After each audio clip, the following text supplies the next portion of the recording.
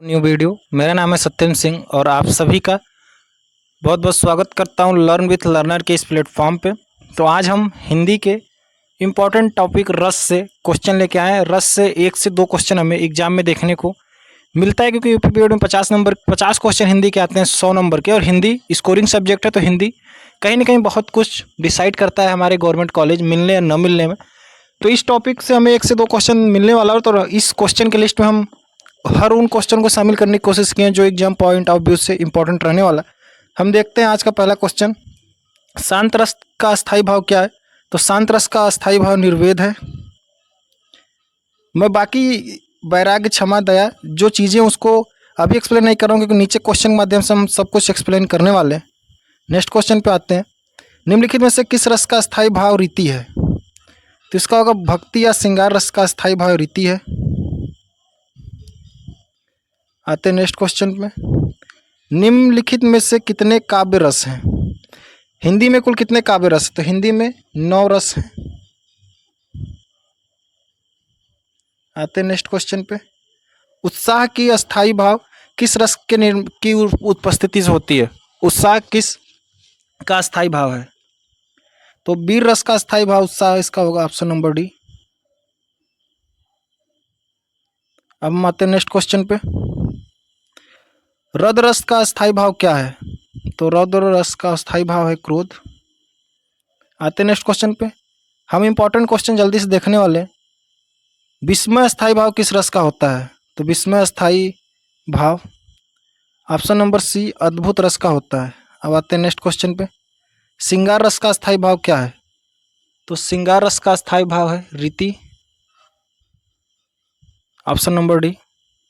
अब आते हैं हम नेक्स्ट क्वेश्चन पे। शोक किस रस का अस्थाई भाव है? तो शोक करुण रस का अस्थाई भाव है, ऑप्शन नंबर ए। हम आते हैं नेक्स्ट क्वेश्चन पे। किस रस को रसराज कहा जाता है? तो श्रृंगार रस को रसराज कहा जाता है, इसका होगा ऑप्शन नंबर डी। अस्थाई भाव की कुल संख्या कितनी है? तो अस्थाई भावों की कुल संख्या 9 है। ट ठ ड ढ वर्गों का प्रयोग का संबंध काव्य के किस गुण से है? तो ओज से है। हम आते हैं नेक्स्ट क्वेश्चन पे। रसोत्पत्ति में आशय की चेष्टाएं क्या कहलाती है? तो उसे हम अनुभाव कहते हैं।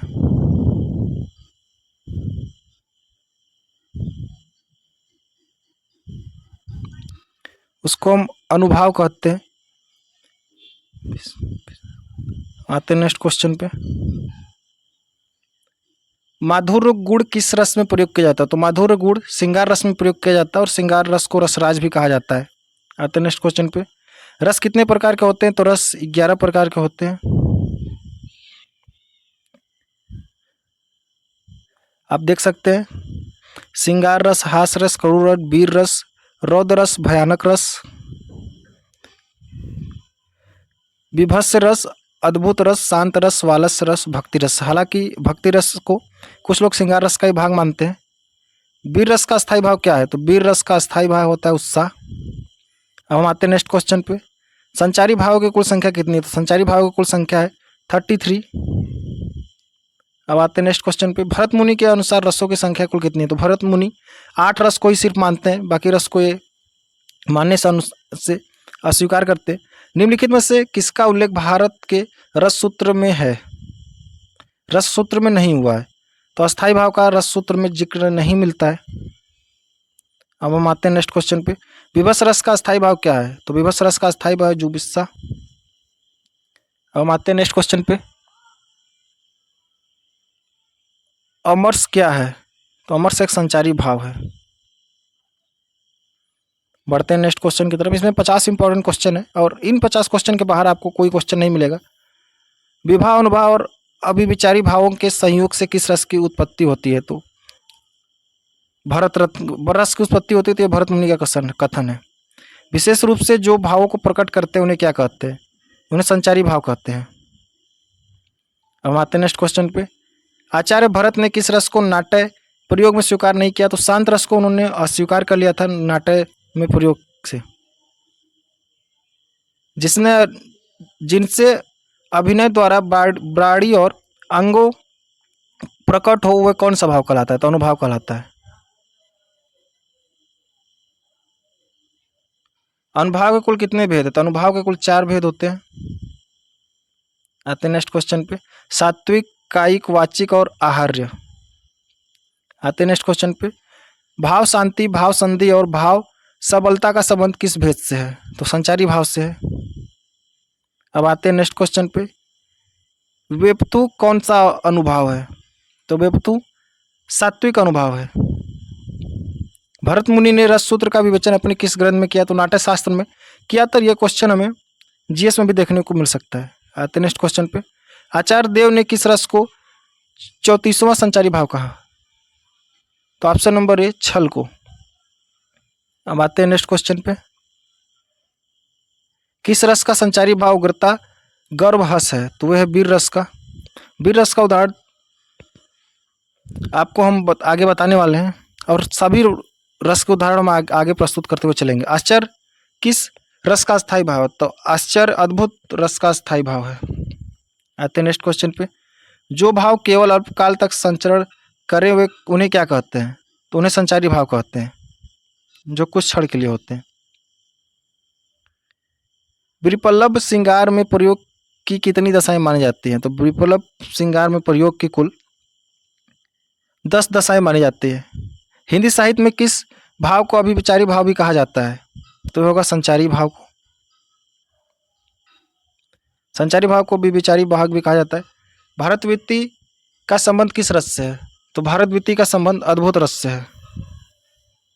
आते हैं नेक्स्ट क्वेश्चन पे। किस भाव की परिवक्त अवस्था को रस कहा जाता है?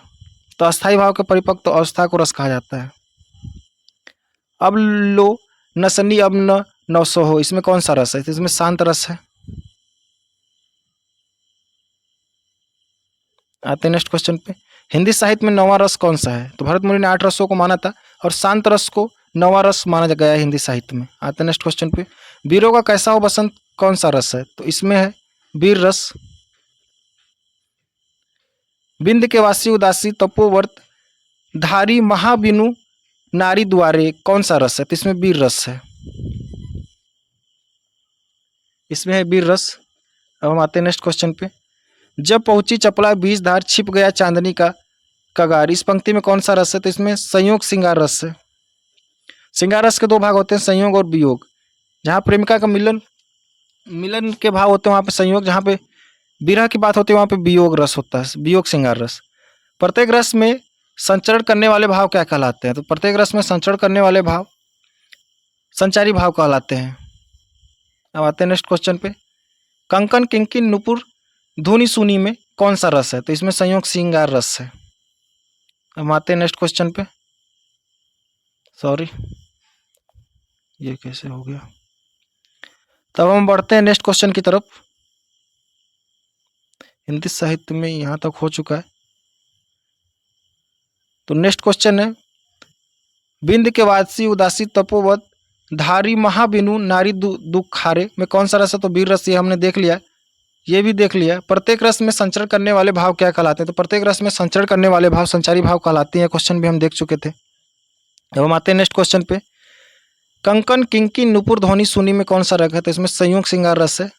हे खग मृग हे मधुकर श्रेणी तुम देखी सीता मृग नहीं, इसमें कौन सा रग है? तो इसमें वियोग श्रृंगार रस है। इसमें जब सीता जी से अलग हो जाते हैं तब की बातें हैं। तो इस वीडियो में सिर्फ इतना ही। मिलते हैं शॉर्ट वीडियो में, तब तक के लिए जय हिंद।